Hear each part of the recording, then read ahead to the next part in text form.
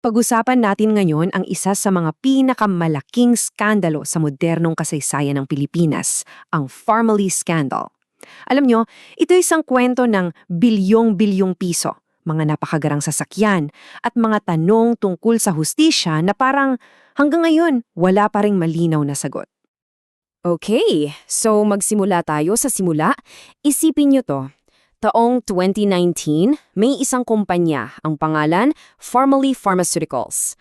Halos wala sigurong nakakakilala sa kanila noon. At ang puhunan nila, pakinggan nyo to ha, 625,000 piso. Yun lang. Parang presyo lang ng isang medyo lima ng kotse, di ba? Pero fast forward 1 year, isa lang taon lang ha, biglang sumabog yung pandemya at kasabay nun, biglang boom! Nag-iba ang lahat para sa kanila.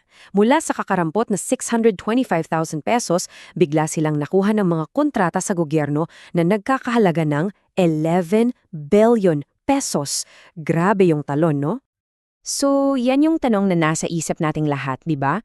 Paano? Paano nangyari na ang isang kumpanyang may puhunan lang na pang second-hand na kotse ay biglang makakakuha ng bilyon-bilyong kontrata? Halika, silipin natin kung paano nangyari itong lahat. Okay, so ang simula ng lahat ng to, Marso 2020. Tandaan nyo pa ba yon? Kasagsagan ng takot, ng lockdown. At sa gitna ng lahat ng yon, may isang desisyon ang gobyerno na, yun pala, magbubukas ng pinto sa isa sa pinakamalaking iskandalo sa bansa. Ito yung tinatawag nilang original sin ng buong issue. Halos 48 billion pesos, B as in billion, inilipat mula sa Department of Health papunta sa iisang ahensya lang, yung PSDBM. Anong ibig sabihin yan? Well, basically, nawala yung mga check and balance. Yung normal na bidding process, wala na.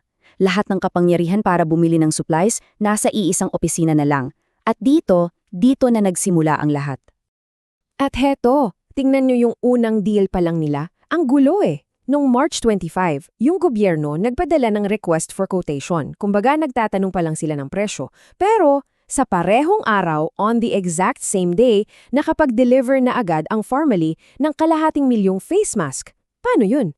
Para kang nag-order online na yung delivery dumating bago mo pa i-click yung buy? At yung official na papeles, yung notice of award, 1 linggo pa bago dumating. So, parang alam na, di ba? Halatang may usapan na.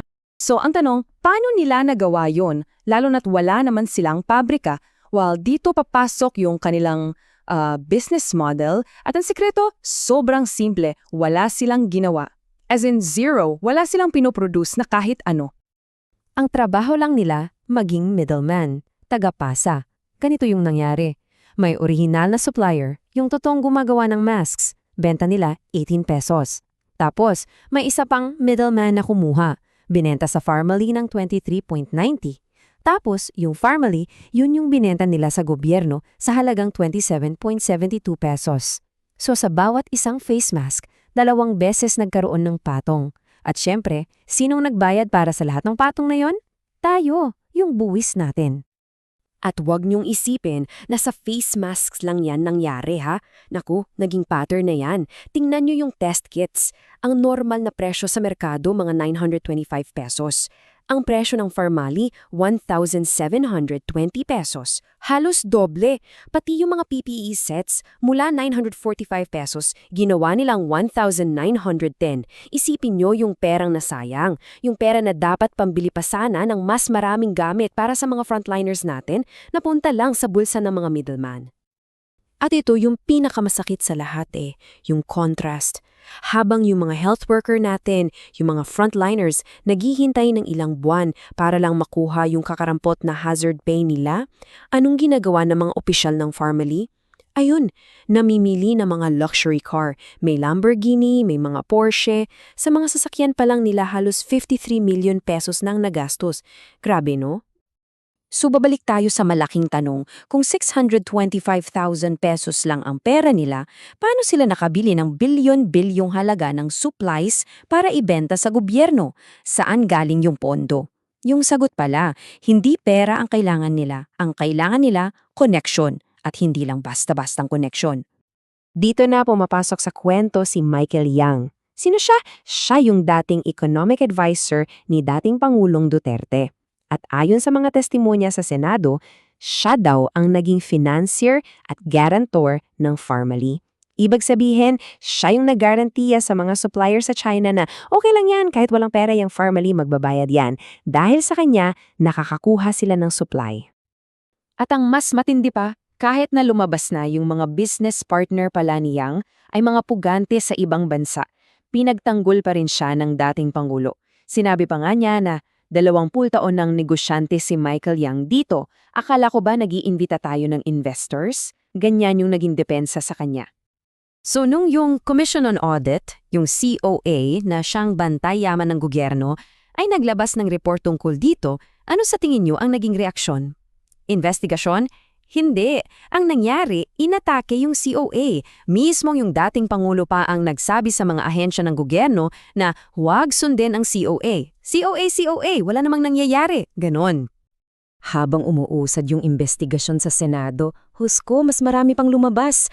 Meron daw mga ghost delivery, nasa papel lang pero wala talagang dumating na gamit.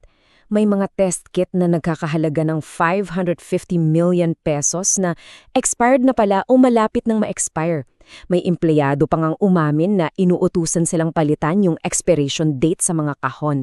Grabe. Pati yung address ng kumpanya, peke!